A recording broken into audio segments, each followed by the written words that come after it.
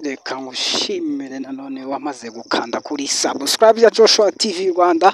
Imana iguhe umugisha wamaze kuba tukiri kumwe muri uyu umunsi kabisa. Ikipe ya Rayon Sport yo mu mujyi wa Gisenyi ningubwira ngo bari kuhatwika. Abafana bishimiye igitego kimwe kabisa cyatsinzwe n'uwitwa Azizi Kuranya Basane kabisa ku munota ushira uwa 80 maze ko yaterekamo igitego. Rero makipe yose haza gutandukanywa n'icyo gitego nubwo yasohotse mu kibuga kubw'impanuka akaba yajyanye kwa muganga ikitaraganya mwitazizi Basane kabisa niwe uje gutandukanya ndetse no kuba yakongera ubundi bushobozi muri ekipe ya Rayon Sport ubwo bazahurana APR FC bafite igitego cyabo ndetse bafite intsinzi muri match zose zabaye, ariko ntabwo baje kuba bitwara neza cyane.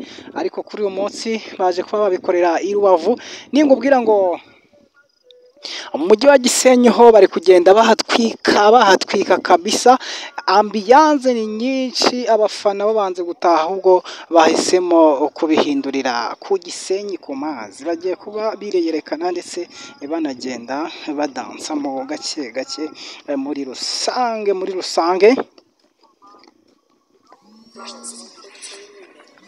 kabisa. Byo biri kugenda biba byiza cyane, bagenda bahatwika gake gake.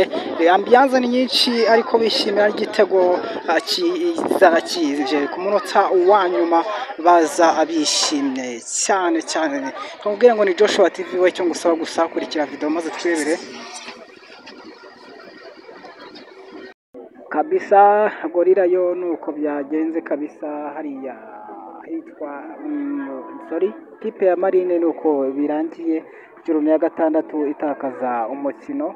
Reka mubwire ngo hari undi mukino uri guhuza ikipe ya AS Kigali iri kuba nonaha nayo. Reka mubwire ngo ni Joshua TV, komeza ubane natwe ubundi video nyinshi ziri kugenda zikorerwa mu imihanda ya Rubavu Kigali ubundi tujyanemo neza. Ni Joshua TV Rwanda. Imana iguhe umugisha, ndabakunda cyane.